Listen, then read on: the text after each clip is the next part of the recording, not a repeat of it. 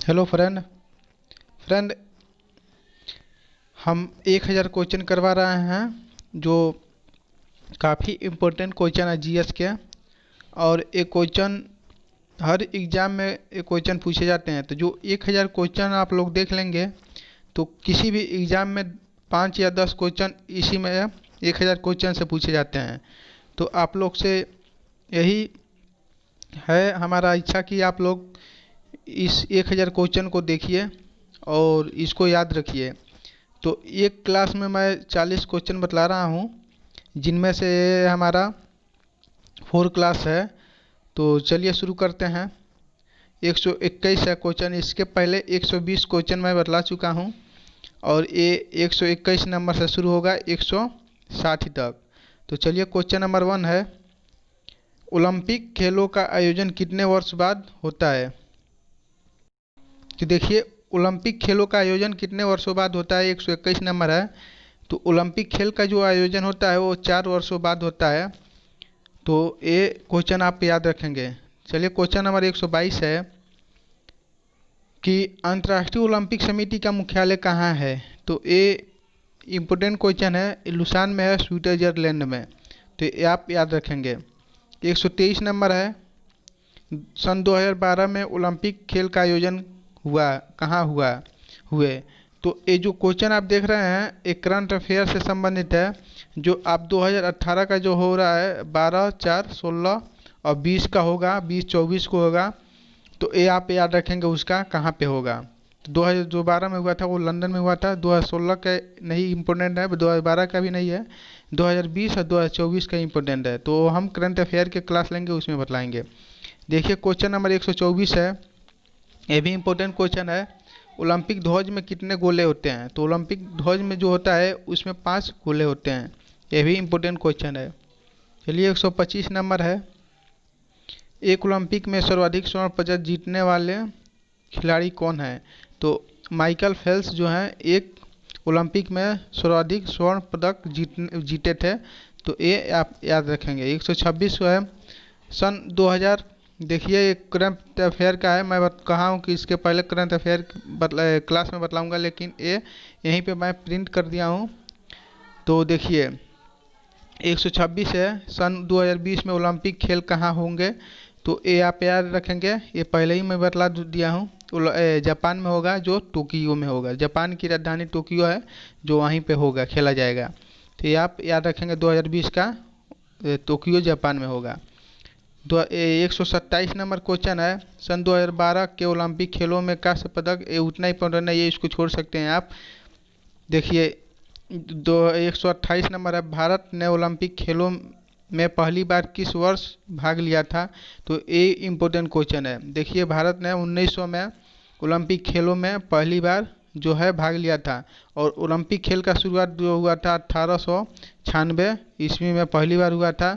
जो पहली बार खेला गया था उसमें भारत ने भाग नहीं लिया था, उसके बाद जो हुआ उसमें भारत ने भाग लिया था। तो ये आप याद रखेंगे, 1900 में जो ओलंपिक हुआ था उसमें भारत भाग लिया था। 129 नंबर क्वेश्चन है, 129 नंबर है, ओलंपिक खेलों में पदक जीतने वाली पहली भारतीय महिला खिलाड़ी कौन है? तो ये याद रखेंगे, पहली जो महिला थी कर्णम मल्लेश्वरी थी, ये ओलंपिक में पदक जीतने वाली। तो आप याद रखेंगे, इम्पोर्टेंट क्वेश्चन है। देखिए, क्वेश्चन नंबर 130 है, वेदों की ओर लौटो, बैक टू द वेदस।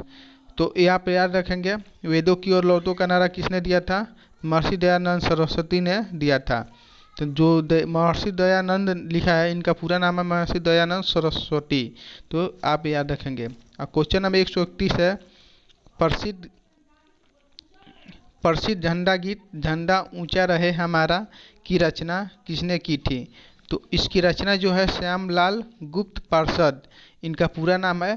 तो ये आप याद रखेंगे, काफ़ी इंपॉर्टेंट क्वेश्चन है, ये एग्जाम में देखने को आपको मिल सकता है क्वेश्चन। देखिए, 132 नंबर है, पशुओं में मिल्क फीवर बीमारी किसकी कमी के कारण होती है? तो ये जो कैल्शियम होता है, इसी कमी से पशुओं में मिल्क फीवर जो होता है वो बीमारी होता है। कैल्शियम का जो रासायनिक सूत्र होता है Ca से, उसका प्रदर्शित करते हैं। इसका परमाणु क्रमांक 20 होता है और परमाणु भार होता है 40। तो ये आप याद रखेंगे। देखिए क्वेश्चन नंबर 133 है, मानव शरीर के किस अंग द्वारा यूरिया को रक्त से फिल्टर किया जाता है? तो जो गुर्दा होता है उससे जो यूरिया होता है उसको रक्त से फिल्टर प्योरीफाई किया जाता है, शुद्ध किया जाता है। तो काफ़ी इंपॉर्टेंट क्वेश्चन है। ये आर्मी के जो 2020 में जनवरी में पेपर हुआ है उसमें 3 पेपर, आर्मी का 3 पेपर हुआ था, जिसमें ये 2 पेपर में आर्मी में पेपर में एक क्वेश्चन पूछा था। तो ये काफ़ी इंपॉर्टेंट क्वेश्चन है। एसएससी में भी ये क्वेश्चन पूछा जाता है, रेलवे में भी एक क्वेश्चन पूछा जाता है। देखिए 134 नंबर है, किस एकमात्र भारतीय को अर्थशास्त्र में नोबेल पुरस्कार मिला है?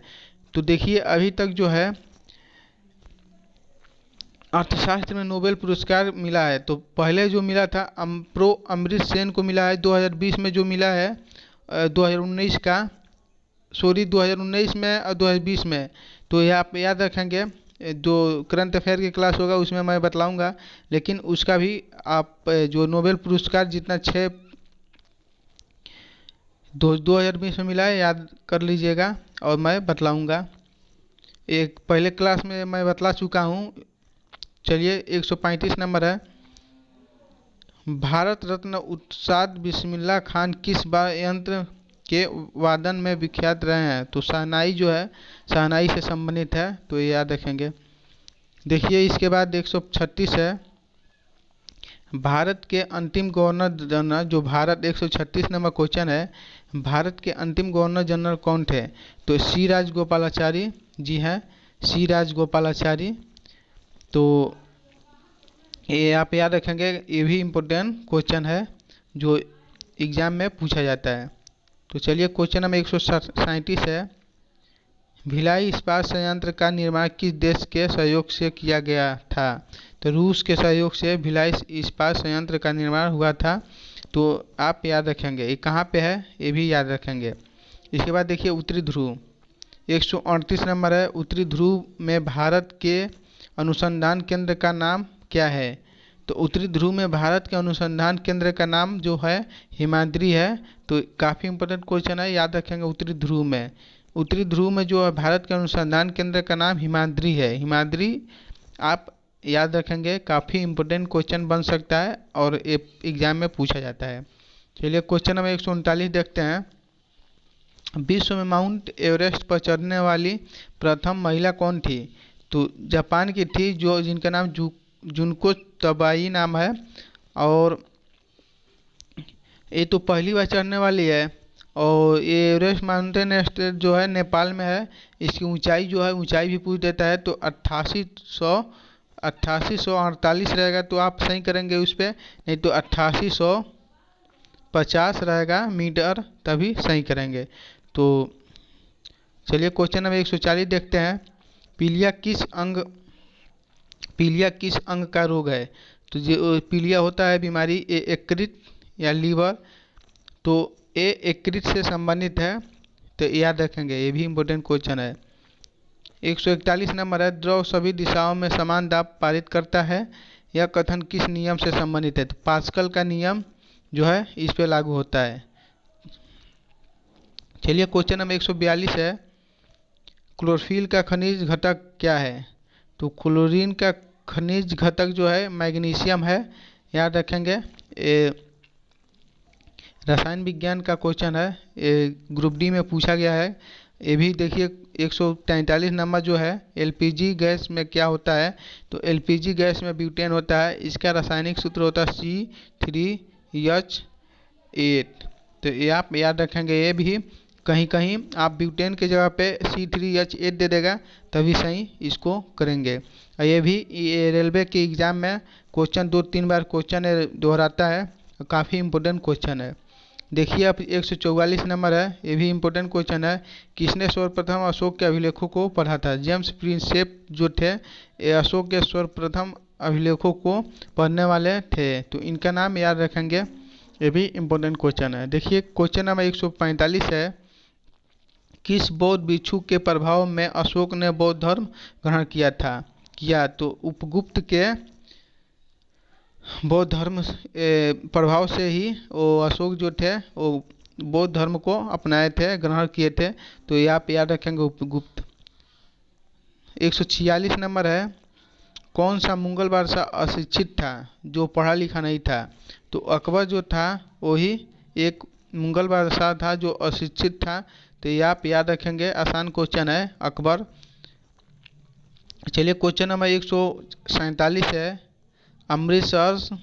अमृतसर शहर की स्थापना किसने की? तो गुरु रामदास जो थे वो अमृतसर की स्थापना किए थे। तो याद रखेंगे आप। चलिए क्वेश्चन नंबर 148 है, ये भी इम्पोर्टेंट क्वेश्चन है, काफ़ी इम्पोर्टेंट क्वेश्चन है। गदर पार्टी का संस्थापक कौन था? तो लाला हरदयाल याल था। तो ये आप याद रखेंगे, जो इम्पोर्टेंट क्वेश्चन है। देखिए 149 नंबर है, जो क्वेश्चन नंबर 149, सिख इतिहास में। देखिए सिख इतिहास में लंगर प्रथा किसने शुरू की? तो जो गुरु अंगद देव थे, जो सिख धर्म के ये भी गुरु रह चुके हैं। तो ये जो थे सिख इतिहास में लंगर प्रथा शुरुआत किए थे। तो ये आप याद रखेंगे। देखिए 150 नंबर क्वेश्चन है, सबसे प्राचीन वेद कौन था? है सबसे इम्पोर्टेंट क्वेश्चन जो है 150 है, जो सबसे प्राचीन वेद कौन सा था, कौन है? किसी भी तरह से पूछेगा। ऋग्वेद जो था सबसे प्राचीन वेद था, और सबसे बाद का वेद था जो अर्थवेद था। अर्थ तो आप याद रखेंगे, सबसे प्राचीन वेद ऋग्वेद, सबसे बाद का वेद अर्थवेद। देखिए क्वेश्चन नंबर 151 है, किस सुल्तान ने अपनी राजधानी दिल्ली से दौलताबाद स्थानांतरित की? मोहम्मद बिन तुगलक जो थे वो अपनी राजधानी दिल्ली से दौलताबाद ट्रांसफ़र किए थे। तो ये आप याद रखेंगे।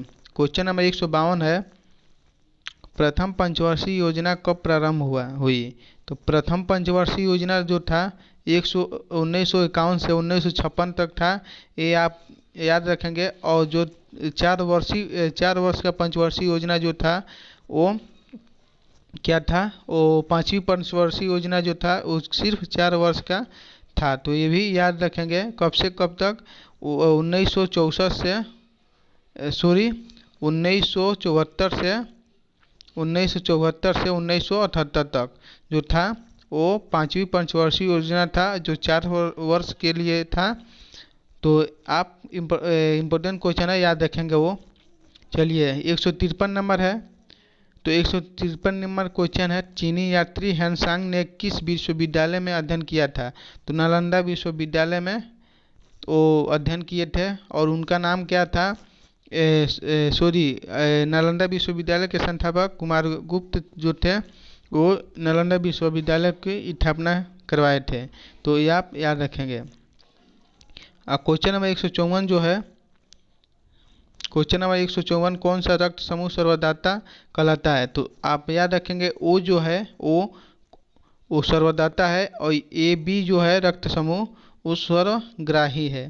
तो आप याद रखेंगे, ये भी इम्पोर्टेंट क्वेश्चन है। देखिए क्वेश्चन नंबर 155 है, मनुष्य के शरीर में कितनी हड्डियां होती है? तो मनुष्य के शरीर में 206 हड्डियां होती है। और पूछ देता है कभी क्वेश्चन में कि बाल्यावस्था, जैसे जब छोटा लड़का रहता है या लड़की, तो उसके शरीर में कितने हड्डियां होती है? तो 214 हड्डियां होती है। 214 हड्डियां जो होती है। और खोपड़ी में सबसे बड़ी हड्डी कौन होती है, और सबसे छोटी हड्डी कौन होती है? आप याद रखेंगे।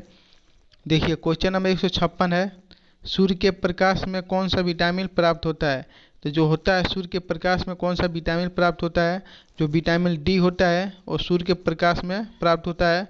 लेकिन ये पूछ देगा कि कब तक? सुबह 8 बजे तक जो टाइम होता है सुबह का, तब तक ही केवल विटामिन डी प्राप्त होता है, उसके बाद नहीं प्राप्त होता है। तो ये भी आप याद रखेंगे कि सुबह 8 बजे तक ही विटामिन डी प्राप्त होता है। चलिए क्वेश्चन नंबर 157 है, मादा एनाफिलीज मच्छर के काटने से कौन सा रोग होता है? तो जो मलेरिया होता है वो मच्छर, तो मच्छर में कौन? मादा एनाफिलीज मच्छर के काटने से मलेरिया रोग होता है, याद रखेंगे।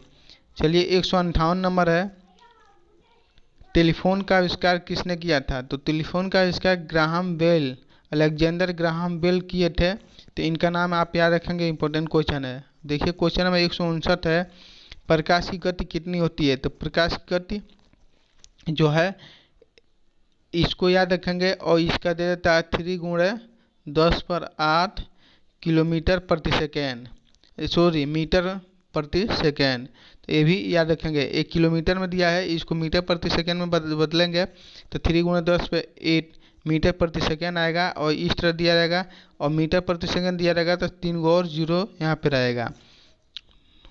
तो आप याद रखेंगे 160 नंबर क्वेश्चन जो है, पृथ्वी सूर्य का चक्कर लगाती है। पृथ्वी सूर्य का चक्कर लगाती है, यह सबसे पहले किसने बताया था। तो जो कोपर्निकस थे वो सबसे पहले बतलाए थे कि पृथ्वी जो है सूर्य की चक्कर लगाती है।